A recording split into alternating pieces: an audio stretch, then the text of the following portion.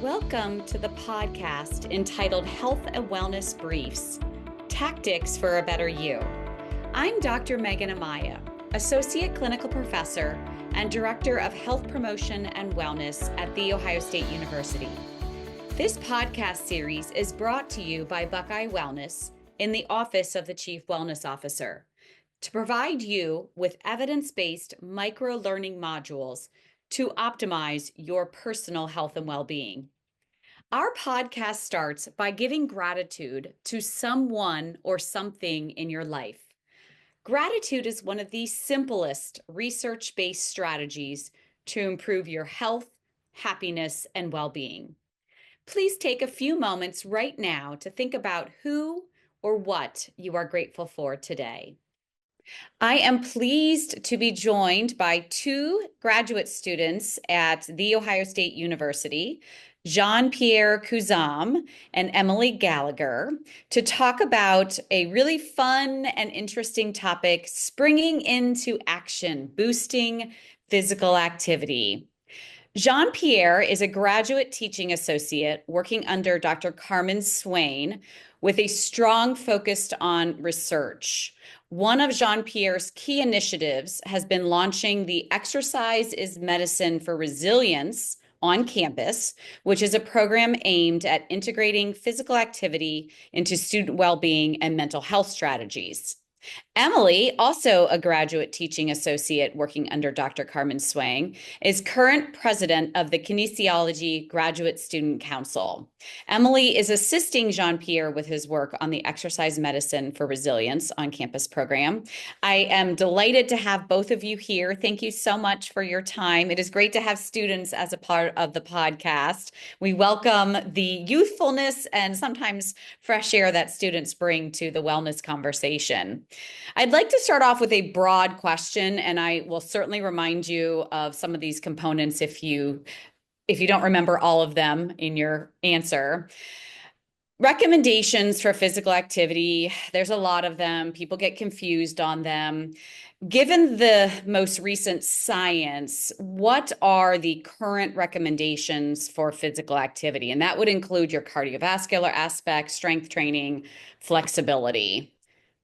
Right now, ACSM recommends 150 minutes of cardiovascular activity per week, and that can be moderate, or 75 minutes of vigorous cardiovascular activity per week, and then just two strength resistance type training per week as well. Flexibility, off the top of my head, I don't know the recommendation. Emily, you might know, but They're a lot more lax with the flexibility, to my understanding. I think they Mhm. recommend trying to do 2 to 3 times a week, 20 to 30 minutes, but normally they just recommend incorporating that into your cardiovascular strength physical activity. Jean-Pierre, you mentioned the cardiovascular, moderate and vigorous. What is one example of a moderate activity and one example of a vigorous activity? So moderate would be like a light jog.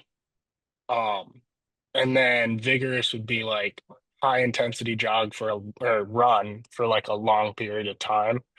Um, and it obviously depends on each person. What might be moderate for me could be, or vigorous for me might be moderate for someone else, and vice versa. So it definitely depends on the person and how trained you are. But it's definitely just like how hard are you pushing yourself on each type of work? Right, the intensity. We're not going to go down that rabbit hole right now, but certainly your physical fitness, your age, your physical abilities and limitations, those Mhm. kind of things and I know when I ask people about what's your favorite exercise and your least favorite exercise, jogging and running is always like the one for the least favorite. Yeah. There are lots of activities, listeners, for moderate and vigorous activity that are not jogging or running. And then for the strength training, and either of you can answer this question, it's still 1 to 2 times per week, one set minimum for every major muscle group, correct? Yes. You Okay. kind of want to, I think the recommendation is to hit each muscle group twice per week. So like the minimum would be like full body twice a week. Um, And repetition numbers, it's still the 12 to 15. Yeah, it definitely matters what you're training. If you want muscle growth, I mean, you can do from anywhere from 5 to 30. That's what the recent research says. That's for hypertrophy, but strength, definitely lower reps, and Higher. then higher weight and muscular endurance, definitely just high reps. But yeah, most people I think are looking for hypertrophy and strength, and finding that mid range of like heavy weight and getting enough reps in is hard for some people. But yeah. And you want it to be challenging, whatever that means to the individual. And challenge might be 10, but challenge could be 15 or 20 for someone else, just depending on the amount of weight you're using. And then flexibility, Emily, you mentioned like 20 to 30 minutes. I feel like when people hear that, they're going to be like on top of the other stuff. Like that's not happening. And so an idea that you might have about if you're in an exercise session and maybe you got like a minute or two afterwards, is that still going to be sufficient if you're stretching a couple of muscle groups, like at the end of a fitness class or something? Yeah, definitely. I know that sounds pretty daunting. And those are really loose recommendations. Like they're not super specific in any of the guidelines, but it's mainly just if you're going to go for a run, do a dynamic stretching for 5 to 10 minutes prior to it. That could be just like some skips, some open the gates, high knees, stuff like that, just to go through the range of motion, warm up your muscles. And then afterwards, just some static stretching for a few minutes. Even 1 to 2 minutes would be really beneficial. Okay, that's great to know. I teach group fitness classes and we have about 2 or 3 minutes to cool down after we go through the class. And that seems to be sufficient. I stretch some of the major muscle groups and I always recommend that folks stretch throughout the day because you certainly can do that as well. Even though your muscles aren't quote warmed up, you can still do some mobility throughout the day, even if you're not in a structured exercise program or something. Okay, great. Thank you. I wanted to break that down just for the audience because people get confused out there on what those recommendations are. All right, so moving into our other question, weather is getting nicer finally, at least in this part of the country. We tend to go outdoors more often. What are a couple of activities that are safe, effective, efficient as we do go to the outdoors and do exercise in a different environment? I mean, there's a lot. For me personally, I love swimming in the summer. I think it's a great way to stay cool while also being active and kind of being able to do a more summer focused activity. With that, you can also go for bike rides if you're in an area that allows for that. I know pickleball has exploded recently, and I think that's a great safe form of exercise to do for all populations. It's great for older adults, it's great for college students, and there's a lot of access to pickleball courts nowadays. So that's one of my favorites personally. I mean, for me, anyone who knows me, it's just golf. So walking the course is definitely a safe way to get exercise. And I mean, you walk 18, you're walking almost 7 miles. So it's like you're getting your steps in and you're having fun as well. And then depending on the population, like I know me and my friends, whenever it starts getting out, nice out, we go out and play some basketball, just pick up basketball for fun, get the heart rate up for like an hour, and it's pretty fun, especially when the weather's nice. So Sure. And as you were saying, age and population specific. You mentioned the walking on the golf course. Walking, period, is such a great activity, exercise for any age group. And I mean, of course, some of this stuff can be done indoors too. Emily, the pickleball comment is really funny because I'm almost mid-age. I'll just middle age. And so more people that I know have taken up the pickleball stuff. And it can be, from what I understand, it could be quite a workout. Yeah, lots of things. Walking in the woods. I use the term walking, hiking because not everybody likes to hike, but certainly walking in outdoors and parks and things like that.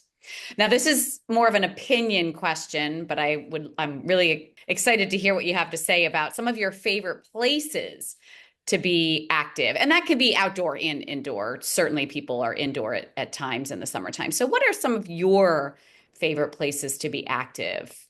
I really like the water, so I love to kayak in the summer, paddleboard, stuff like that. But I also really like getting competitive with it too. So just any space that allows for, like I know John Pierre was talking about basketball. I love that sort of competition. It makes it more fun. It makes me push myself a little harder than I normally would. And it's great because you can do it both indoors and outdoors. So like an example is I have a twin sister, and every time we're home, we love to play tennis against each other just because we're pretty evenly matched. and that's a lot of fun.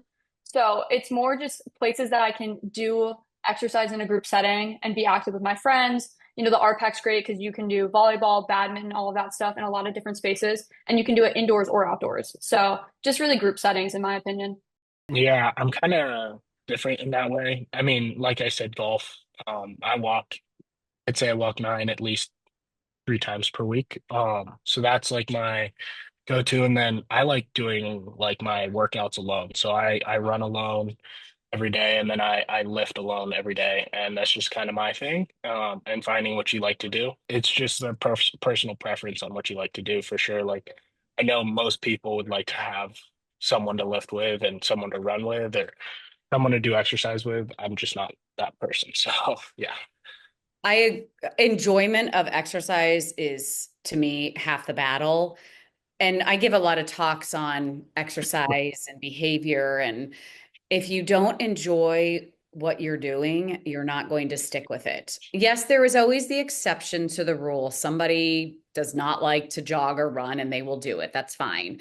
Most people, adults, want to enjoy what they're doing. There's actually quite a bit of science on play, and activity can be play and mental benefits, physical benefits, social benefits, as you were mentioning. And finding that enjoyment is so important in terms of sticking to activity and exercise behavior. So I love the outdoor angle, the indoor angle. If you, and this is more for the audience, but if you enjoy being in a gym or in group fitness classes or working with a personal trainer, go for it if that's what you enjoy. Inside or outside, certainly over the spring and summer months are still absolutely great places to get your exercise. We are very busy as adults, both at the college age and certainly into young adulthood, into raising families and careers. What are some strategies that help you and or some of maybe your clients or friends or family members? I like to say fit in fitness in quotes, fitting in fitness. What are some strategies to help fit in fitness into our busy lives? What I tell people is like make it part of your daily schedule. So it's like it gets to a point where it's not even just like a thought. It's just like a habit that you wake up and you work out. And I know that's hard for some people. So like for people who don't even have time for that, it's like add it into like small stuff in your day. So like getting standing desks, I've heard is really good for those people who are stuck in offices all day and sitting at a desk. And then also like what we were just talking about, like adding in exercise into stuff that you already enjoy. So, I mean, I've been saying this over and over, but golf, like so many people ride the cart. I mean, you can walk, play at the same pace, finish at the same amount of time, and get exercise. And I know golf is like time consuming, so many people, if you don't have time to work out, you probably don't have time to golf. But just examples like that, where it's like you're adding movement into what you already do throughout the day. Yeah, I totally agree with that. I think even like socially too, instead of, John Pierre hanging with his friends and just sitting around, like they're going and being active and golfing. So I think if you get your social interactions in while being active, that's a great way to do it. I'll always try and get my friends to go walk around outside instead of just sitting on our phones. And then also, I really agree with the routine thing. For me personally, I have to do a time that I have no distractions. So this might sound crazy, but I work out at like 9 o'clock, 10 p.m. at night just because I know no one's going to be calling me. I'm not going to be getting emails that I have to answer. So it's a great time for me to just dedicate to working out and not have any other distractions or anything like that. Building it into your schedule, that is an evidence-based strategy for exercise adherence. Social support can be an evidence-based strategy. Jump here to your point, not everybody wants to work out with people. It can be also very motivating for those that thrive more in that social setting.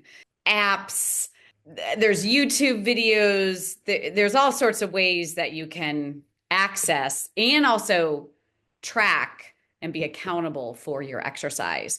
And then, as you both were saying, like building it into the day. You mentioned Jean Pierre, the 150 minutes earlier in the conversation. And I like when I talk to just the average adult out there, breaking that up throughout the day. Yes, it's not going to be sustained cardiovascular for like 30 minutes, but if you got 10 minutes here and 5 minutes here and 10 minutes here, something is always better than nothing. And so building it into your schedule in that kind of a way can be really beneficial for health outcomes.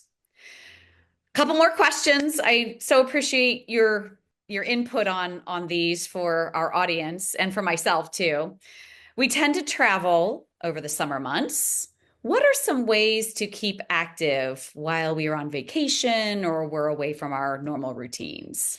I think for me, it's kind of just, it's like just basing off exactly what I said last time. It's like once it becomes a habit, you find a way to do it even when you're on vacation. So I always work out in the morning. So when I'm on vacation, I always work out in the morning. First thing I do is like either go on a jog, or if there's a gym, I'll go to the gym, like a hotel gym or something like that. But yeah, making it a habit is what's made it so like easy for me. And I know people think it's like break, so it's like time to chill. But like it doesn't mean you can just say no. But also like just you're probably doing stuff like say you're at the beach, you're probably already doing stuff that's pretty active. So if you're playing like spike ball on the beach, that's activity and that's fun. So like making games out of it is also pretty fun. Yeah, I totally agree with that. I think making it kind of incorporate where you are, the location of where you travel to, and having fun with it. If you're on the beach, like John Pierre said, spike ball, volleyball is great. You can go for a walk or a run on the beach too, and that's a lot of fun. If you're somewhere where, there's mountains and you can get a hike in, I think that's awesome. So really just kind of, and like understanding the fact that if you're on vacation, you can kind of work your exercise into where you are and make it kind of fun and catered to that. Yes, vacation, Jean-Pierre, to your point, it is a rest and recovery time. It doesn't, what if you enjoy going to the hotel gym or taking that more structured approach to the mornings, for example, that's absolutely your decision. Some people like to embed it throughout the day, whether it's swimming or taking a walk, or I know when I travel, I'll take bands in my suitcase in case I want them. I may not use them. I may. It depends on the day, it depends on my mood. I may just go out and take a walk too.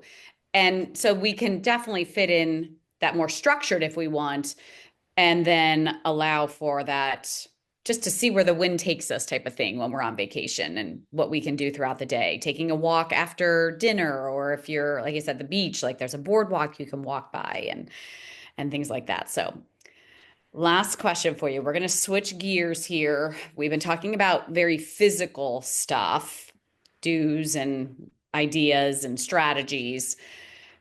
I'm going to say probably most of, if not all, the audience knows that physical activity and movement and exercise is good for our mental and emotional well-being. Let's just take a moment, though, to explain how it is good. So, how does movement and physical activity support and improve our mental and emotional well-being? Yeah, so physical activity will release neurotransmitters like dopamine and serotonin, stuff that makes you feel good. um, but also reduce cortisol, which is the stress hormone. And like everyone gives cortisol a bad rap, but it is like good to have, but too much of it is really bad. So physical activity will decrease that and increase those feel good neurotransmitters. And so that's why like it'll increase your mental health or make you feel better scientifically. But if I'm missing stuff and Emily wants to chime in here, but No, I totally agree. I think it also too, just like from a behavioral aspect, improves your self-image. It makes you feel accomplished. So like those neurotransmitters improve your mood, but then and they can reduce, I think they reduce symptoms of depression and anxiety, but then they also just make you feel motivated and confident too throughout the day, which is huge. We were made to move. And unfortunately, I would say, especially since the rise of what I would say, like the corporate world, and there's nothing wrong with the corporate world. That's not where I'm going on this conversation, but we've deconditioned movement out of our days, especially as more individuals sit through for work. Now, there is definitely a side of the population that is active in their jobs, like providers and clinicians and service industry. The majority of adults, though, sit during the day. And so we have to be more creative about including movement throughout our day. And we already discussed some of those ideas. Technology also makes it very easy to not move so much. And along with that physical side, as you both mentioned, the benefits for the mental and emotional well-being. I don't know if either of you have ever seen those scans of the brain before like 15 or 20 minutes of activity and then afterwards, and it's just like totally lit up in a completely different way from the images from before the movement session. It's amazing for the neurotransmitters, the brain, the firing, like you say, the dopamine, the cortisol. And cortisol, Jean-Pierre, you're mentioning, is not in and of itself bad. It's a natural reaction to stressors in our lives. But when it's constantly elevated, that's going to give us the detrimental health effects down the road. So that exercise helps bring the cortisol levels down naturally, especially long-term as you engage in a structured exercise program for years and years and years. So lots of benefits on the mental and emotional side. And as you both were mentioning, like the social helps with all this. That's tied to mental and emotional. Creative, playtime, enjoyment, that's all related to the mental and emotional side of things. So great stuff all around. I appreciate your ideas and this conversation and the strategies, and hopefully a nugget or two for our audience to take away. I also like to say, try something new. If you don't like it, you never have to do it again, but definitely try a new activity. Maybe that's your goal in the month of May, to try a new activity, and you might end up liking it. So I encourage our listeners a little challenge for them as we head into it'll be almost the summer months at that point. Jean-Pierre and Emily, I'm just so appreciative of your time and energy and expertise in what you're doing here at Ohio State to help promote exercise and mental health. So thank you so much for being a part of the podcast. Take care. Thank you. Thanks for having us, Megan.